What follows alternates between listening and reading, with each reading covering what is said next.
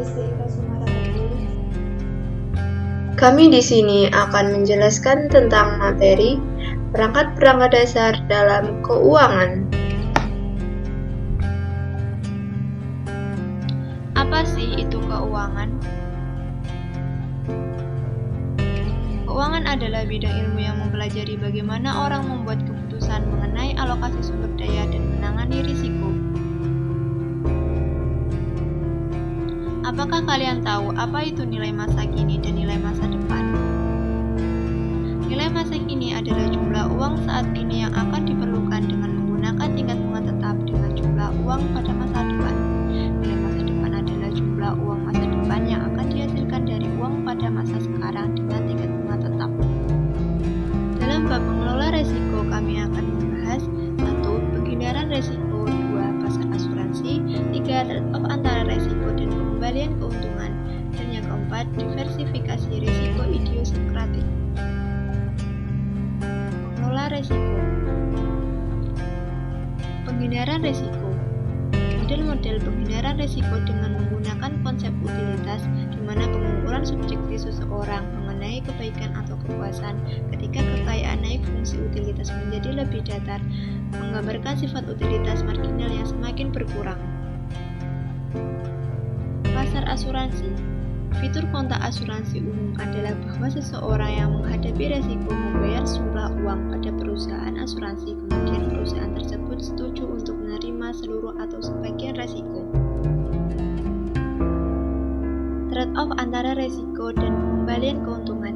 Pilihan kombinasi tertentu dari risiko dan keuntungan bergantung pada berapa banyak penghindaran risiko seseorang yang merefleksikan preferensi seseorang. Semakin tinggi keuntungan rata-rata, semakin tinggi risiko. Diversifikasi risiko idiosinkratik. Diversifikasi adalah pengurangan risiko yang dilakukan dengan menukarkan risiko tunggal dengan jumlah risiko yang tidak berhubungan dalam jumlah yang besar. Diversifikasi juga dapat mengeliminasi risiko idiosinkratik atau ketidakpastian yang diasosiasikan dengan perusahaan tertentu. Namun diversifikasi tidak dapat mengeliminasi risiko agregat atau ketidakpastian yang diasosiasikan dengan seluruh ekonomi yang mempengaruhi seluruh perusahaan. Contohnya yang pertama, PT Bank Lipo Tbk sebagai cikal bakal grup Lipo memutuskan untuk bergerak di sektor properti seperti Lipo Karawaci, Lipo Cikarang. 2. PT Masben Indonesia memiliki PT Bank Masben Indonesia, Masben Security, dan Masben Money Scanger.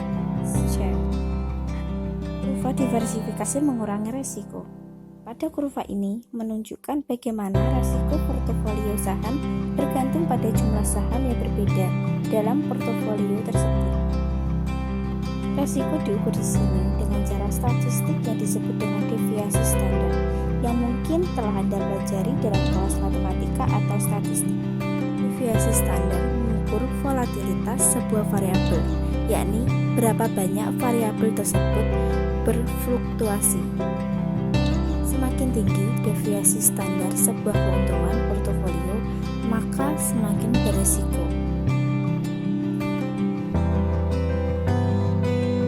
Yang selanjutnya akan membahas trade-off antara risiko dan pengembalian keuntungan. Trade-off yang paling relevan untuk memahami keputusan keuangan adalah trade-off antara risiko dengan tingkat pengembalian keuntungan. Seperti yang telah kita lihat pada kurva ini, ada risiko-risiko yang tidak dapat dihindari jika kita memegang saham, bahkan dalam portofolio terdiversifikasi. Namun, orang-orang yang menghindari risiko rela menerima ketidakpastian ini karena mereka diberi kompensasi untuk melakukannya. Secara historis, saham-saham telah menawarkan tingkat keuntungan yang lebih tinggi dibandingkan dengan aset keuangan alternatif seperti obligasi dan tabungan bank. Selama 2 abad terakhir, saham-saham menawarkan keuntungan real rata-rata sebesar 8,3% per tahun.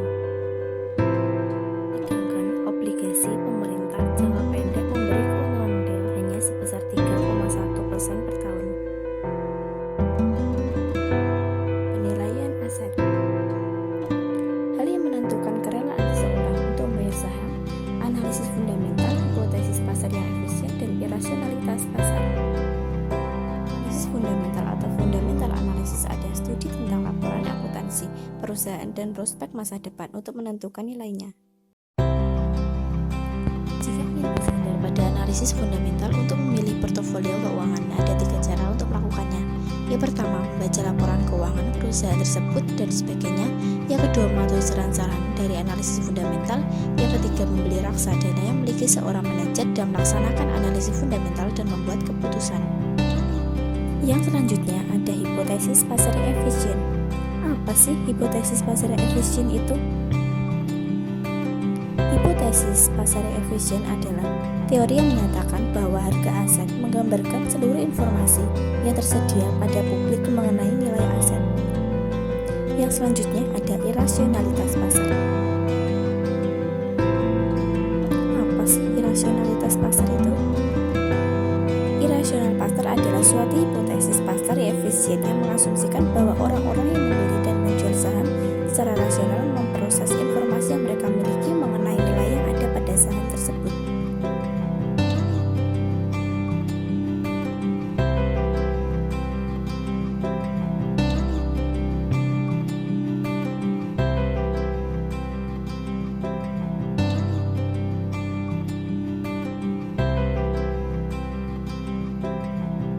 Selanjutnya ada jejak acak dan dana indeks. Hipotesis pasar efisien merupakan teori tentang bagaimana pasar keuangan bekerja yang dimana teori tersebut tidak sepenuhnya benar. Dana indeks merupakan dana raksa yang membeli seluruh saham berbeda yang ada dalam indeks saham. Dan jejak acak sendiri memiliki makna yaitu jejak suatu variabel yang perubahannya tidak mungkin untuk diprediksi.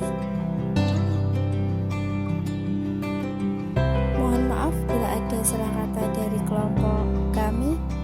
Sekian, terima kasih. Wassalamualaikum warahmatullahi wabarakatuh.